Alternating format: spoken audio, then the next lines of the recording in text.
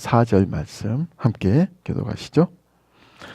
이러므로 그리스도 예수의 일로 너희 이방인을 위하여 갇힌 자 된 나 바울이 말하거니와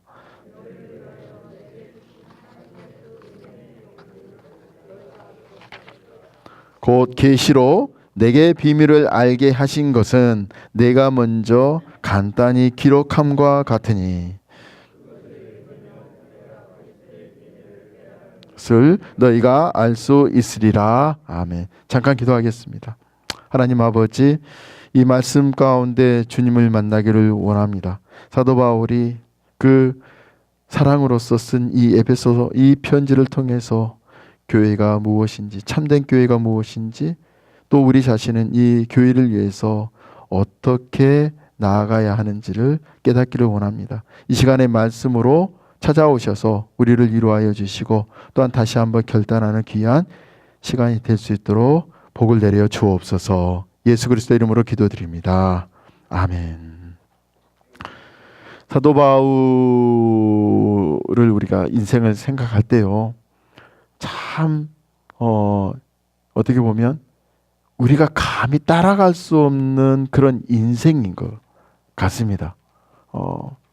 나도 바울처럼 살기를 원합니다라고 이렇게 하시는 분은 별로 없을 것 같아요. 왜냐하면 사도 바울 인생 자체가 고난이었고 고통이었고 또 그렇게 세상적으로 보면 성공적인 인생이 아니었기 때문에 사도 바울처럼 살기를 원합니다라고 고백하는 성도는 좀 드물 것 같아요.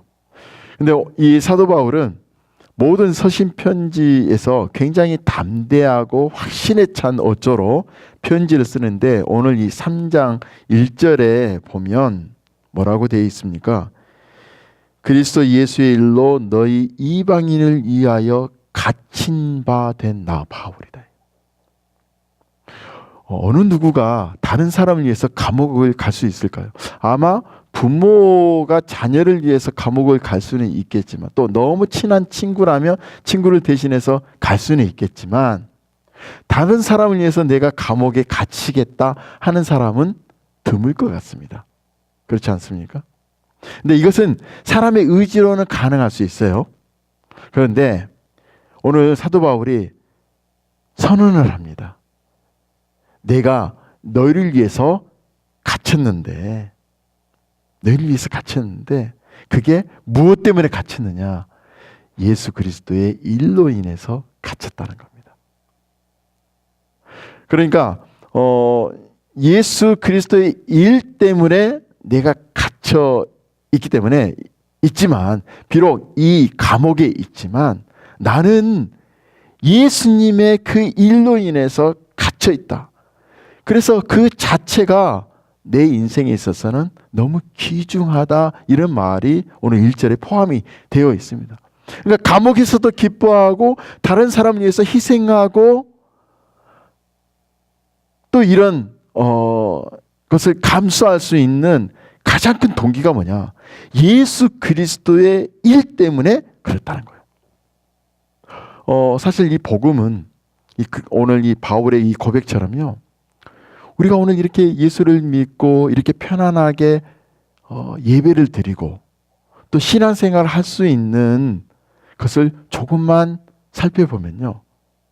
바울이 이방인을 위해서 갇힌 것처럼 어느 누군가에게 희생이 있었다는 겁니다. 복음 때문에 희생을 드린 그것 때문에 우리가 그 토대 위에서 이런 신앙생활을 하고 있다는 것이죠. 우리가 이것을 잊으시면 안 된다는 겁니다. 바울이 그리스도의 일로 인해서 내가 갇혔다. 이렇게 고백을 하는 것은 오늘 2절에 보시면 무엇이라고 이야기를 하냐면 그것을 뭐라고 하냐면 하나님의 은혜의 경륜이다. 이렇게 이야기를 합니다. 근데 이 말이 참 좀 사실 어렵습니다. 쉽게 한번 이제 설명을 이렇게 드리고자 하는데요. 경륜 이렇게 이야기를 하는데 경륜은요.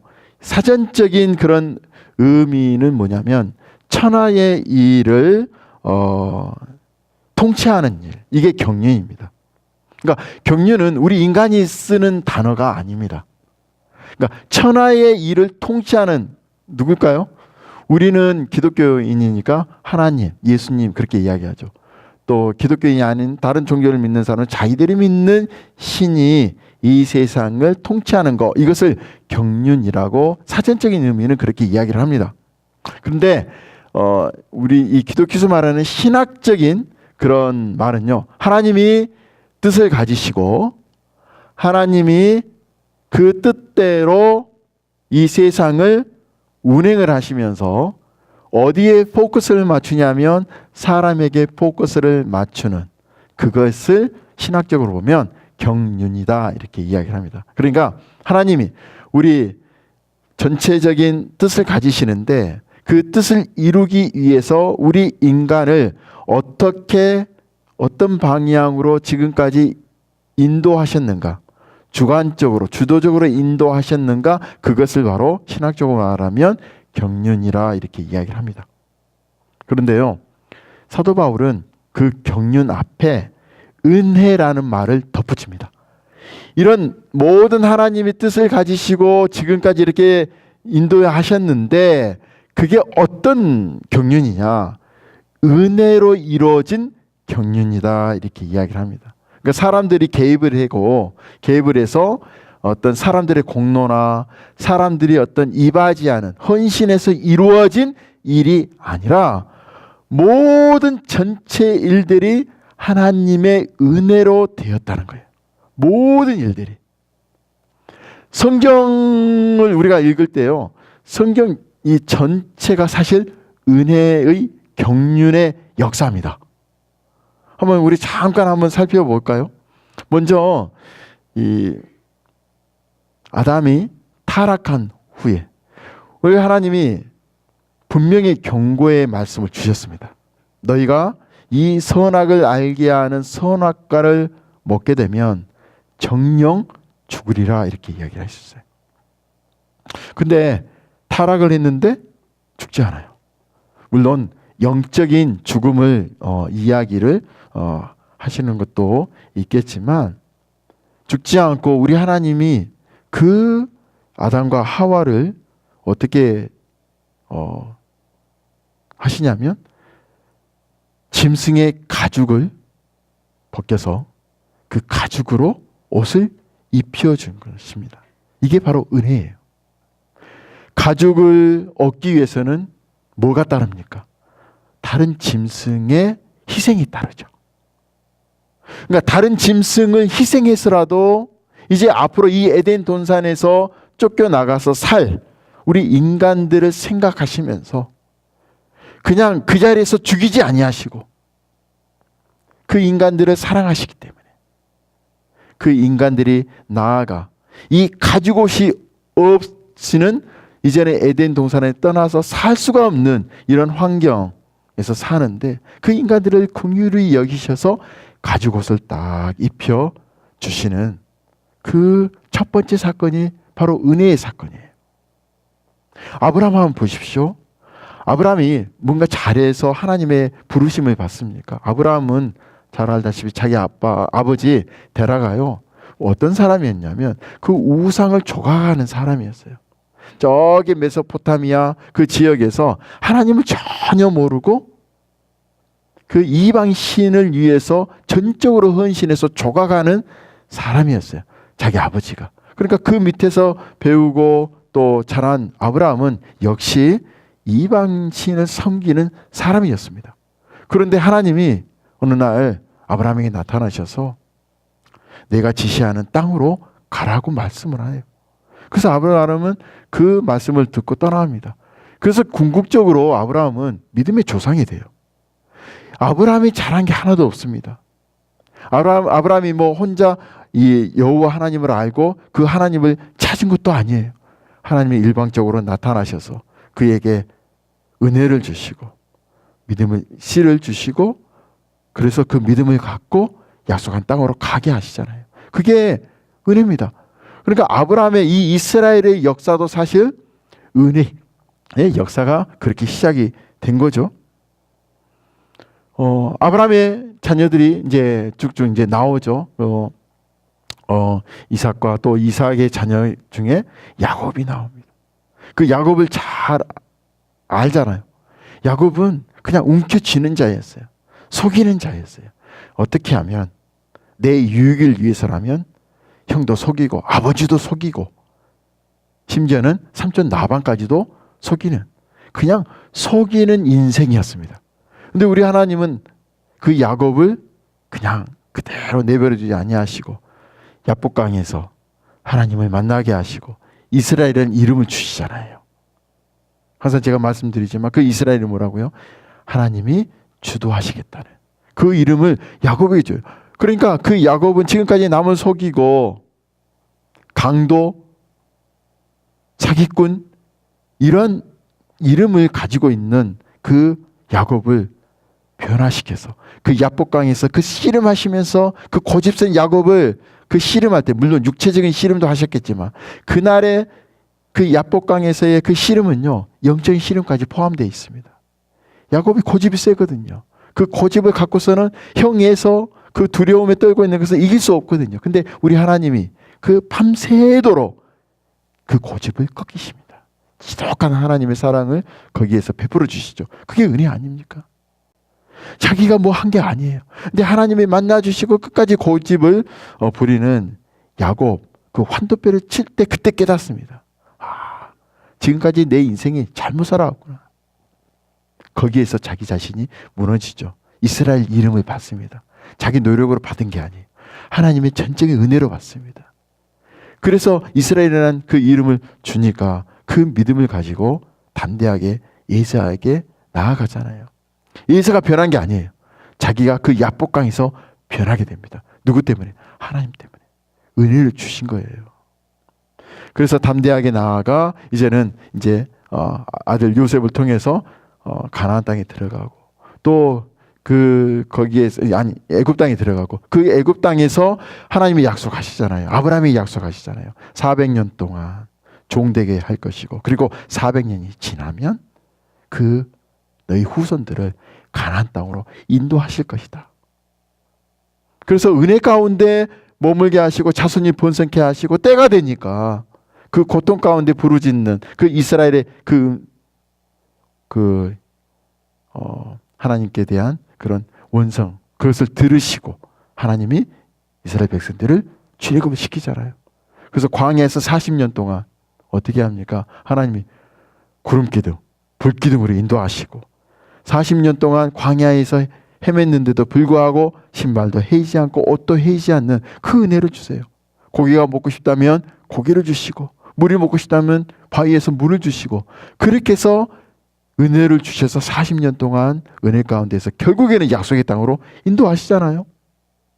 정복해 하시고 여호수아는 백전백승이었습니다. 물론 아이성에서 한번 패한 적이 있지만 하나님 은혜를 주셔서 그 약속을 그렇게 이루어 가시잖아요. 그래서 그 가나안 땅을 이제 정복하고 계속해서 왕들을 통해서 나라를 이루게 하시고 그런데도 불구하고 그들은 계속해서 율법을 떠납니다. 하나님의 말씀을 떠납니다. 계속해서 선지자들을 보냅니다. 그런데 그 선지자 하나님의 말씀을 듣지 않습니다. 결국은 아시아를 통해서 북이스라엘이 망하고 남유대는 바벨론에 의해서 망하지만 하나님이 하신 일이 있어요. 뭐죠? 남은 자를 남게 하십니다. 또한 바벨론에 포로로 보내서 그 이방 땅에서 철저하게 신앙교육을 시켜서 다시 2세, 3세로 이제 전환시켜서 탈바꿈해서 다시 하나님의 땅으로 돌아오게 하는 그게 바로 하나님의 은혜의 역사 아닙니까? 그리고 궁극적으로는 이제는 때가 되니까 예수 그리스도를 보내셔서 이제는 모든 영적인 그런 구원을 하신 이게 하나님의 그 구약과 신약의 하나님의 역사를 볼 때 어떤 경륜입니까? 이게 은혜의 경륜이라는 거죠. 사도 바울은 하나님께 철저하게 하나님의 열심이 있었지만 나중에 고백하는데 자기가 예수님에 대해서 불순종했던 하나님에 대해서 불순종했던 사람이었음을 고백합니다. 근데 그가 다메섹에서 예수를 만나니까 어떻게 됩니까? 아, 내가 진짜 하나님 앞에서 내가 그동안에 열심을 했던 게 하나님을 위한 열심이 아니라 결국은 나의 열심이었구나. 이런 나를 그냥 놔두지 아니하시고 복음의 사역자로 세우셨다는 거. 이게 사도 바울이 고백하는 은혜라는 겁니다.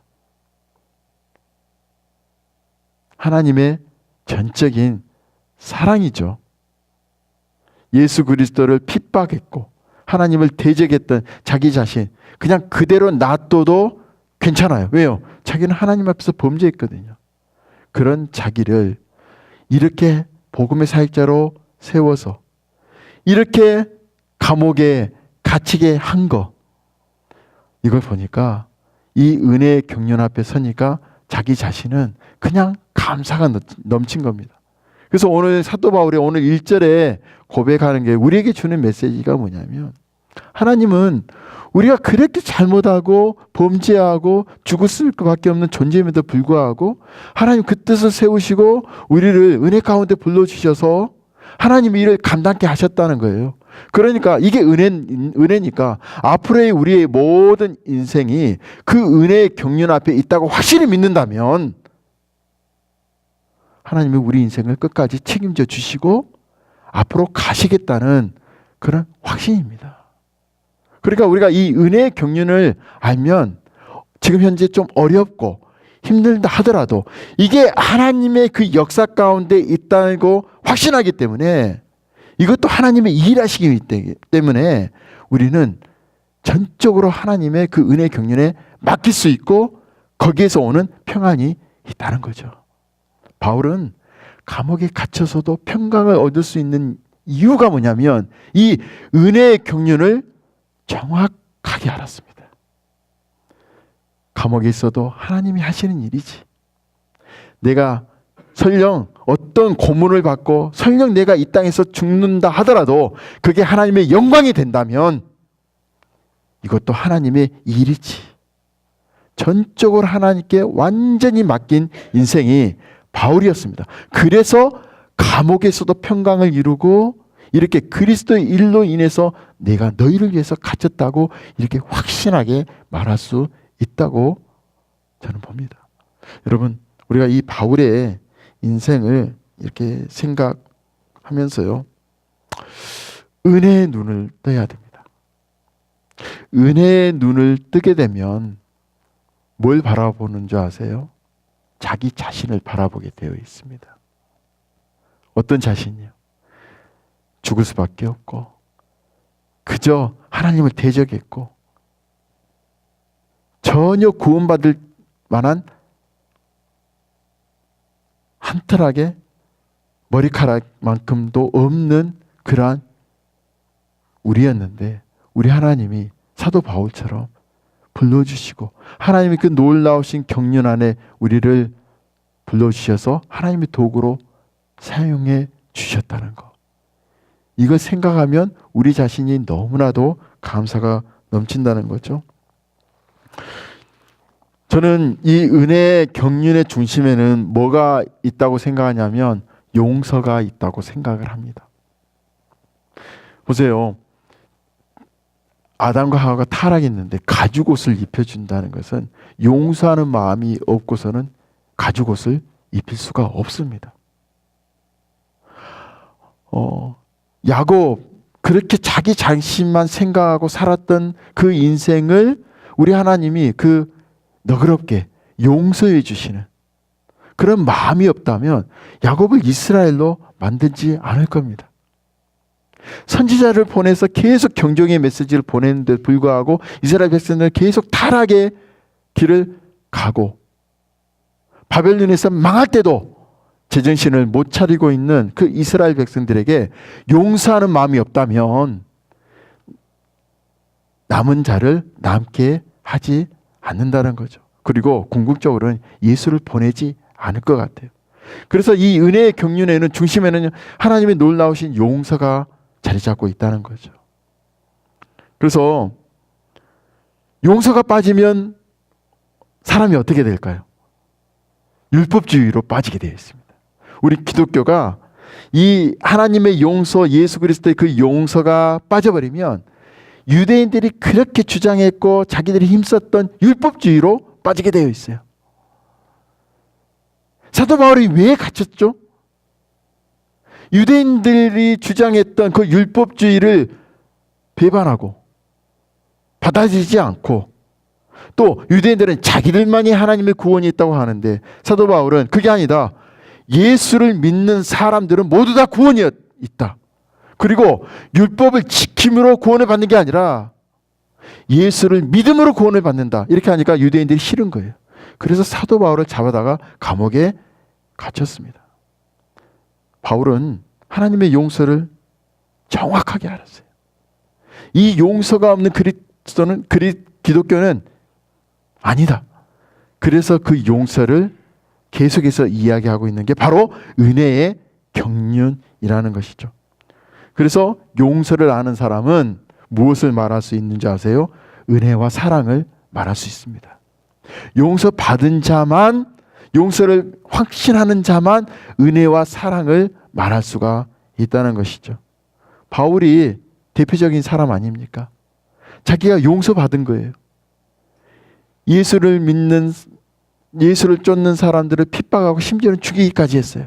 그런데 하나님은 그것을 다 용서하시고 하나님의 사역자로 딱 삼아 주셨거든요.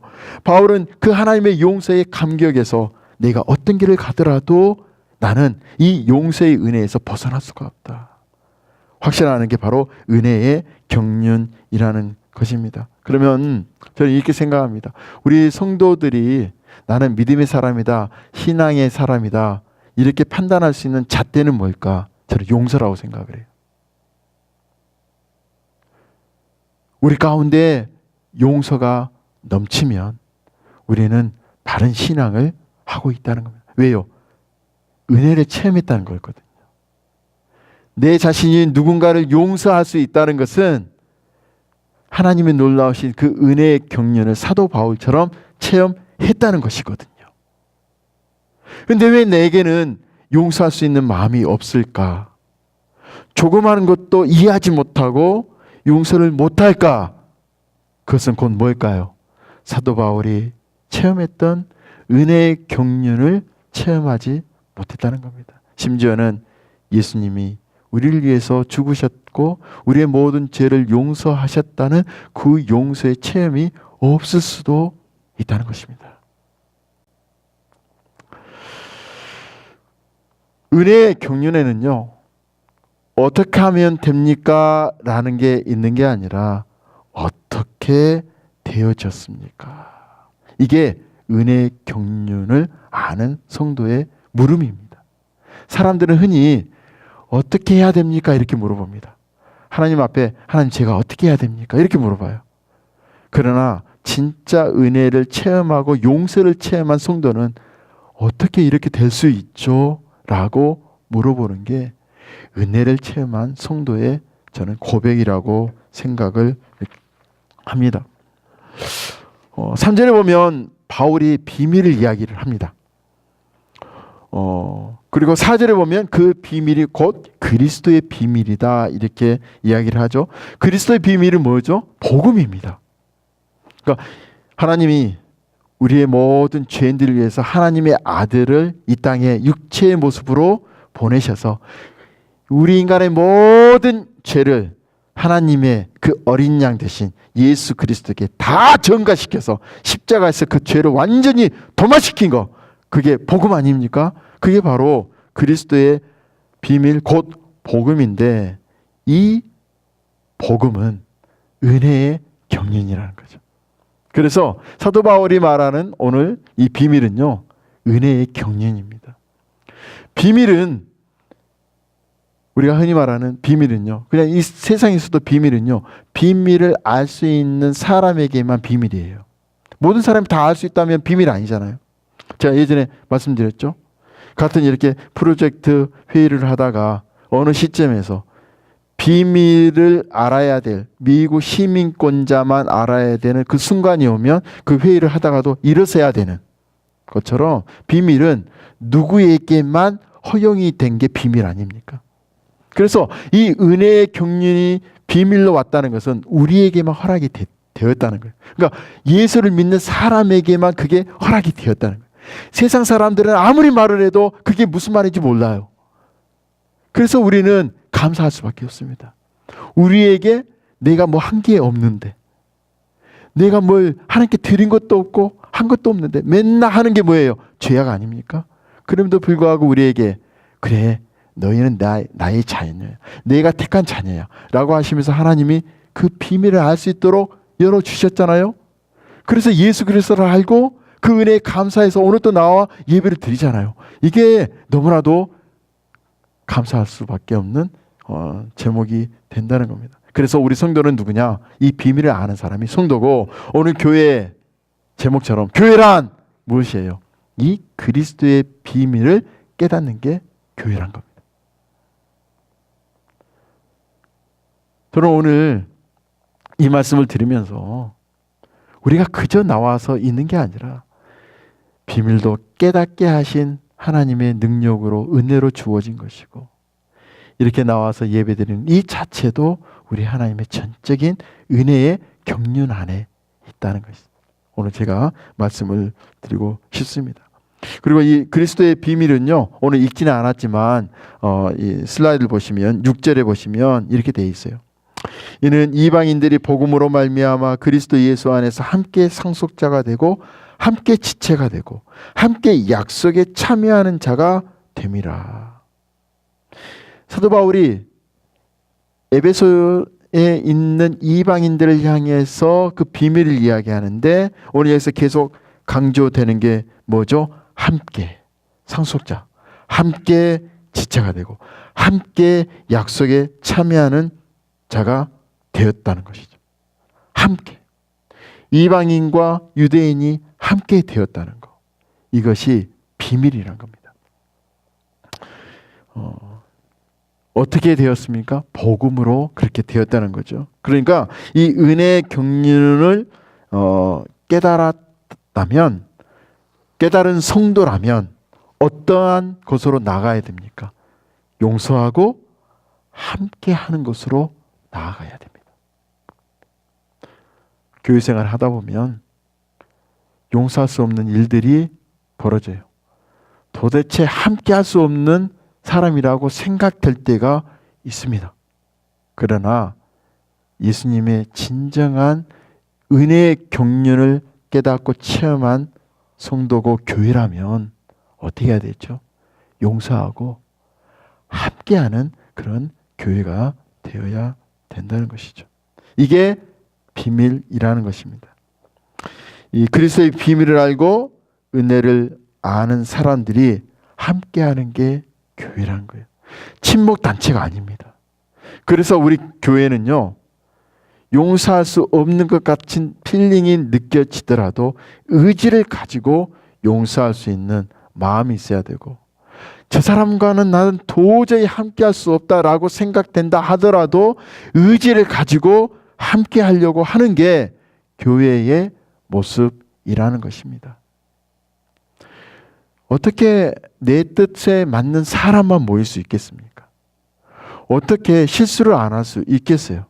그러나 그럴 때마다 우리는 기본으로 돌아가야 됩니다. 하나님이 은혜의 경륜으로 우리를 부르셨다는 것. 그리고 우리에게 지금 요구하시는 것은 그 은혜의 경륜을 깨달았다면 용서의 자리로 나오고 함께하는 자리로 나오는 그런 행함을 요구하신다는 겁니다. 여러분, 그리스도의 용서의 은혜를 진정으로 깨달았더라면 용서와 그런 함께하고자 하는 그런 마음들 여러분 품으시고 의지적으로 이렇게 용서하시고 함께하는 길로 나아가는 복된 여러분 되시기를 주의 이름으로 축원드립니다. 아멘. 기도하시죠.